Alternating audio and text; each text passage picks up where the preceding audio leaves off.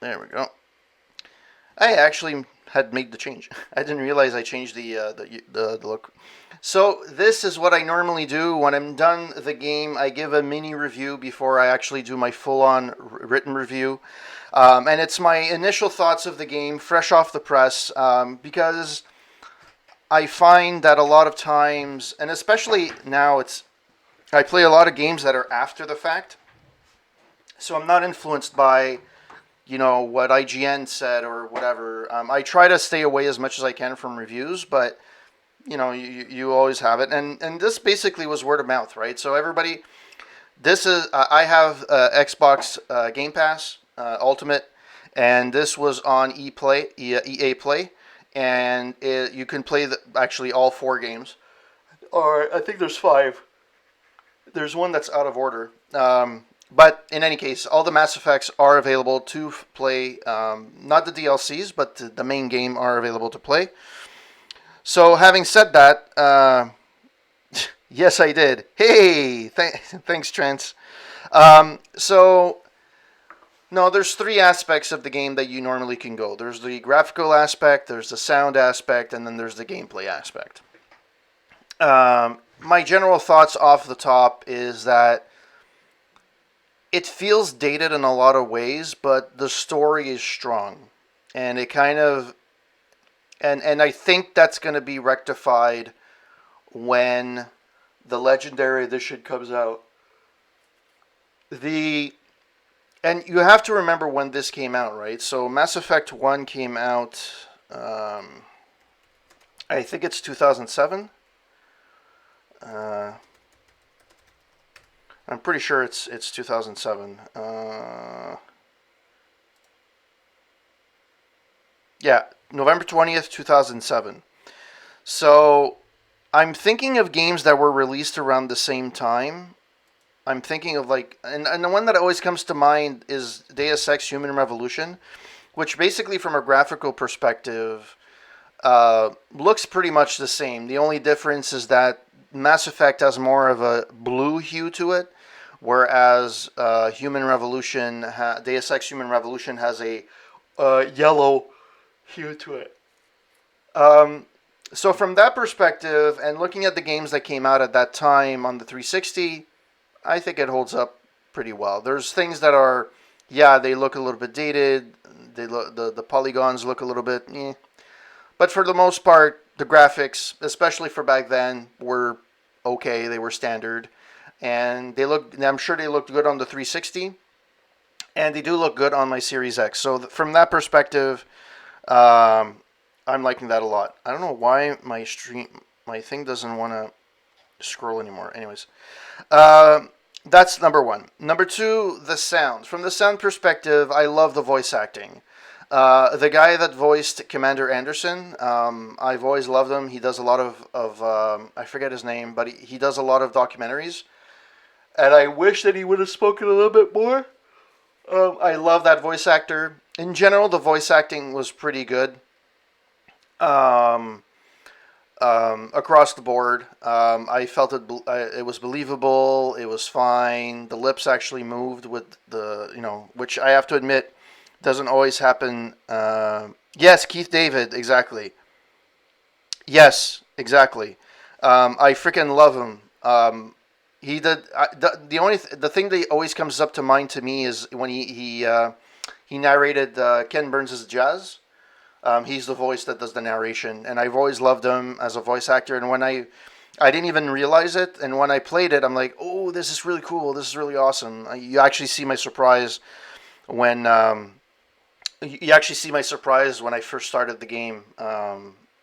8 streams ago, actually, 8 Mass Effect streams ago. Um, so from that perspective, I liked it. The explosions were good. The atmosphere, the music, I think it holds up pretty well. I don't think they have to change much in that regard. From the graphical perspective, yes, they will have to update the graphics. Um, the My character was a custom character, and for whatever reason, my character always squinted. Always looked like he was squinting. So I guess for the next playthrough, I'll try and see if I can get him glasses. Uh, so that's graphics. That's it. Now from the gameplay, this is where it gets the biggest hit. It has not aged well. Um, the RPG elements are okay. They're basic. I mean, you can't really do much other than upgrade your pistol and stuff like that, which is fine. Um, I don't know if there was any consequence of me not picking the proper things or proper points to dedicate to my attribute points. So I don't know if that really made an impact. But however, I didn't feel like I made an impact on the game per se. Like I didn't feel like I made a bad choice. The companions are a cool thing, and the companions I'm convinced now that I've actually played the Outer Worlds. I think the Outer Worlds got inspired by this game because the Outer Worlds you do the exact same thing. When you're going out in the world, you always have to choose two companions. And it's the same thing here. You choose your two companions to go, and it's fine. Um, the story is where it truly shines, and I can see where the fans are really happy to see this game, and they love to play this game. The story is actually very freaking good. As I mentioned on a lot of my streams, I find that this is a combination of when you go to the planets and or the aliens, the way that they're made, they look a little bit more cartoonish, and to me, it felt like a little bit like Star Wars. However, the from a political perspective, it was Star Trek Deep Space Nine, and from an exploration perspective, it felt like it was Star Trek: The Next Generation. All put that together in that, and I think Psychosis. You're also mentioned Babylon 5. So there's like a mishmash of different influences that you see in this game, and it's all franchises that I've loved at one point in time. Star Wars, I'm not as much as a fan as I used to be. I haven't watched The Mandalorian yet. Everybody's telling me I should watch it, but from the old movies, the original trilogy, episode 4, 5, and 6, Star Trek. I've always been a Star Trek fan.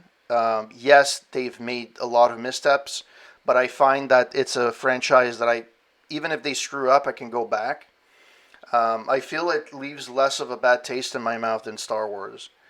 And I'm actually happy with Mass Effect. It was really good. It was fun from a story-wise perspective. Um,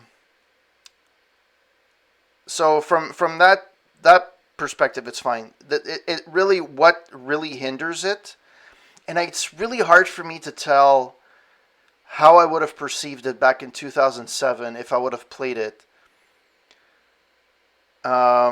compared to other games. And I'm thinking of like Fallout 3, Deus Ex, Thief, those types of games. And because I find like there's certain things that are really bad, like the driving is atrociously bad. With the Xbox controller, the sensitivity to the thumbstick is really intense. So like the driving is atrocious. The mapping is atrocious. The mapping doesn't really tell you where to go. Really, if it does, it's weird because it doesn't really tell you if it's on other. Like at one point, I had a spot on the map to realize later on that it was on a level up, but it didn't actually tell you it was on a level up. It just put the marker randomly. So yeah, it was a little bit off.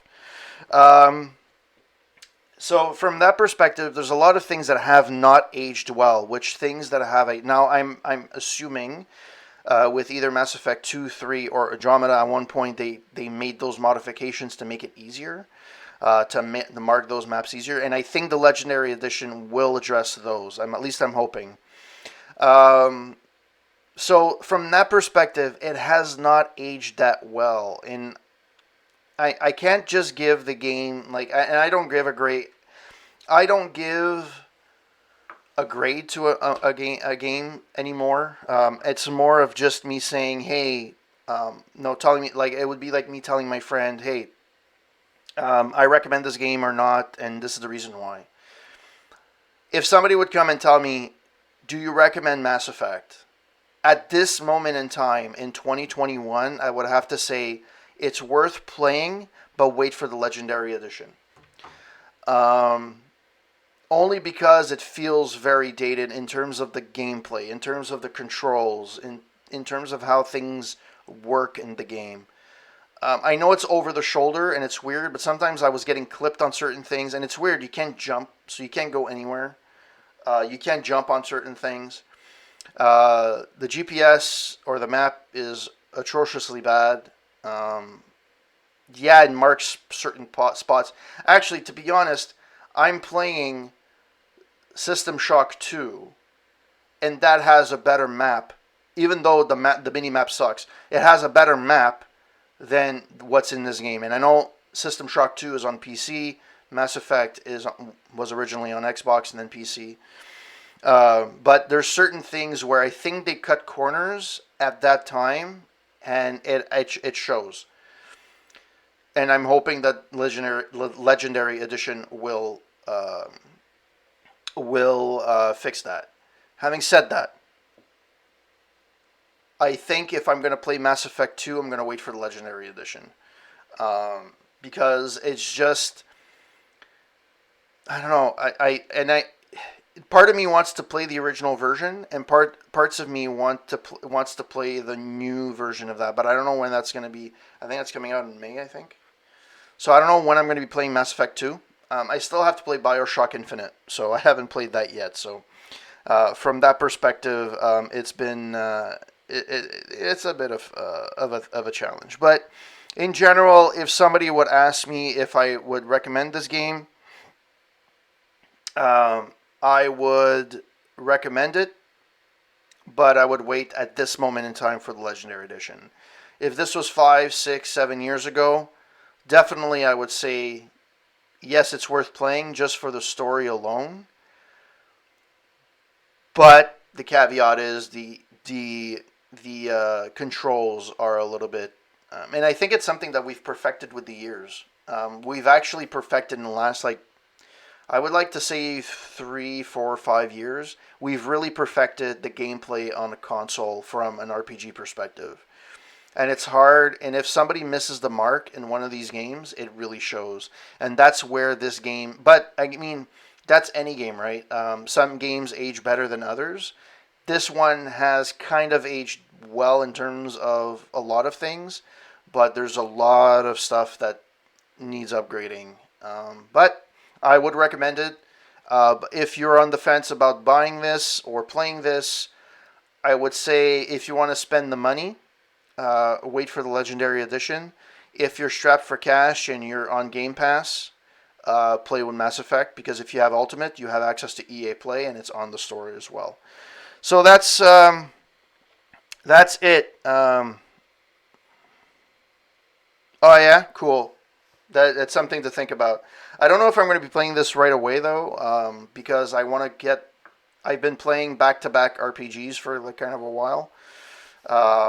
So I'm going to see what I'm going to be playing next. I don't know what it is. I'm probably going to be playing a little bit more chill games for a little while. I still got System Shock 2 to play, which I put myself.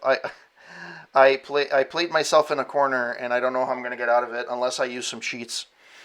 I screwed myself over, and it's really bad. And I don't feel like replaying certain sections, so.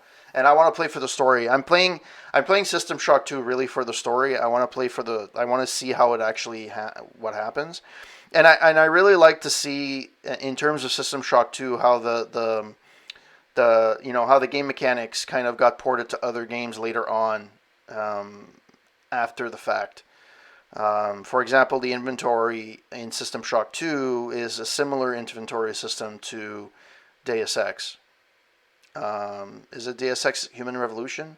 I keep thinking the original Deus Ex, but the original Deus Ex didn't have. Yeah, no, the original Deus Ex had slots. Yeah, so it would be the original Deus Ex Human Revolution took that one as well. And from a visual perspective, Human Revolution really got inspired by System Shock 2 for sure. But there are elements. I like the fact that you find certain clues and some audio files and stuff like that. It's fun. And the graphics, to be honest, have really Um, yeah, MA2 improved basically on everything. The story is great on all the way through. If you want to see direct descendant of SS2, play the most recent Prey. Yeah, I've played that. I had it downloaded at one point, and I didn't end up playing it because I ended up playing Greedfall. It was between Greedfall and Prey, and I ended up playing Greedfall because I wanted to play. It's something I've wanted to play for a while. Was it Greedfall or was it the Outer Worlds? I think it was the Outer Worlds. It had just come out, and I had just finished the game right before, and I wanted to play it. So, um, yeah, it's an epic game. It's one of those games like if Psych for him it's Deus Ex. He's the one that told me to play the original Deus Ex, and I that did not fail. That was really good. That was really awesome. I played the second one, which sucked big time. The only thing that's good with Deus Ex Invisible War, it's at the end of the game when you get to see the old headquarters all damaged, and it's cool because they actually made it. It's the only part of the game that didn't feel like it was super claustrophobic. Um, you saw that there was a limitation in terms of that. Um, and and it's the same thing with other games as well. Like there's a few other games that I've played that were the precursor to a lot of stuff that comes down. And the way I always see it, it's like when you have that favorite actor of yours, and then you see him in a movie, like 30, 35 years ago, and then you're like, oh, I love that actress, I love that actor, and they're so young in there, and this is their first role, and you see how they evolved with the years, you see where they started off. It's the same thing with games. I like to see how they evolved and how they got inspired other games. That's why I don't mind playing. I personally find there's too many people that when you say retro gaming, they play primarily NES or console, right? And even if it's console, you got maybe Atari, maybe Genesis, mostly NES. Not a lot of people play. There's people that do play PC. Don't get me wrong. There's people that have. I have seen. I do find them and stuff like that. But a lot of them don't really play. The Sierra games, the police quests. Yes, they're frustrating, but a lot of that comes. A lot of the point and clicks that you have today were inspired by Sierra games. There's a few other companies as well, but I grew up with Sierra, so having played Police Quest 1, 2, and 3, even Open Season, I'm going to be playing Space Quest at one point sometime this year, probably after I play System Shock 2. It's fun to see where the origins of games have come today. And unfortunately, we've come to a point where everything needs to be a remaster, and we're kind of like in the remaster mode, and we're remastering stuff that's like, you have Mass Effect that was remastered, or that's going to be remastered. You have, Mafia the Definitive Edition, although it's a great remaster or a reimagining, it's still something. It's an old game that they just, made a few modifications and graphically enhanced it. Um, I think we're going in a rabbit hole, and I think that because it's such a big industry now and money drives, I think you're gonna see a lot more money grabs, even more than you're seeing now. And you have to kind of like movies. If you want something that's unique and new, you have to go outside the mainstream, right? So you have to look at B movies, or you have to look at indies, or and stuff like that, and see where games are inspired. Like the next game I'm probably going to be playing during the week, which is going to be very chill, by the way. I admit it, is Coffee Talk. It's an interactive. It's basically an interactive movie. It's not a game per se. Well, it is a game, but it's a game that it's chill. It's an 8-bit. It's fun. And I think it's going to be games like that are the future. I think movies at one point, especially now where movies get released at home, you'll be able to like choose your scenes based on what you choose.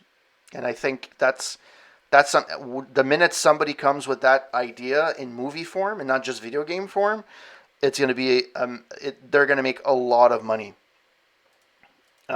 So yeah, all that to say, I went on a little bit of a rant, but all that to say that I would recommend Mass Effect. If you are on the fence right now, wait for the Legendary Edition. If you do not have any money or you don't want to pay for the Legendary Edition, and you do have Ultimate or you do have EA Play, you can play Mass Effect. It's actually available to download as well.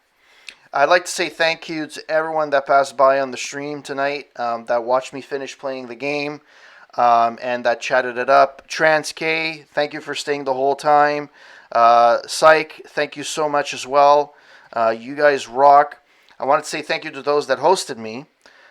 In addition to Trans and Psych, I have Plotsky, Big Bad Bizarre Gaming, Wasteland Ruckus, PK Theater, The Nixter 15, The Great Champino, Angry Gorilla, Still the Bad Guy Gaming, Mr. Garf 1988, and Gallows Adler. Also, for those that have followed me off stream, no, Trans, you followed me, Firefighter 3707 and Appalachian Drew as well. Thank you so much for the follows. You guys rock. Yeah, so the next game I'm probably going to be playing is Coffee Talk. It's going to be more chill than I've normally played recently. But then I'll probably jump into some kind of RPG or some kind of action game. Maybe Bioshock Infinite. We'll see what tickles my fancy, what I feel like playing. I don't play anything in any particular order. I play what I feel like playing, because if I feel forced in playing something, it's going to show on stream. And a lot of people have said or have recommended to me, well, you should be playing games that are, indies or that are...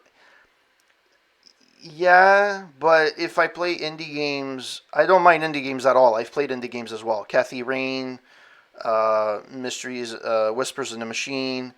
I've played quite a few Guns, Gore, and Cannoli 1 and 2. I like to play, Coffee Talk I'm going to be playing. I like to play indies, but I have to want to play them. And I also have to want to play the game on stream. Like, I want to, if I want to play Cyberpunk, I'm going to play Cyberpunk, because pretty much the only gaming that I have or I get is through streaming. I don't play any games other than streaming. So for me, it's playing the games that I want to play at that time. And it is what it is. It takes me a while, because usually I play for only a couple of hours in most cases. Tonight it's because I felt like I was towards the end, so I hammered it out, and the last fight took a little bit longer than expected. But it is what it is, and I thank you so much for you guys for supporting the channel. If you guys want to support the channel even more, I do have a tip page for one-time donations. If you guys want to do long-term, you can subscribe to my channel on Patreon, Corporate Gamer 9, for up to as low as $1 US a month, so $12 a year. Support the channel. Yeah, just a little. So if you guys want to do that, keeps the light up, keeps my reviews up. Been reviewing games for a good 5 years now, and TV, music, movies at roundtable.ca with my brother and my good friend. And I'm going to be releasing next weekend. I'm going to be part 1 of my review of Jake and the Fat Man, 1980s cop detective show that was very popular that ran from 87 to 1992.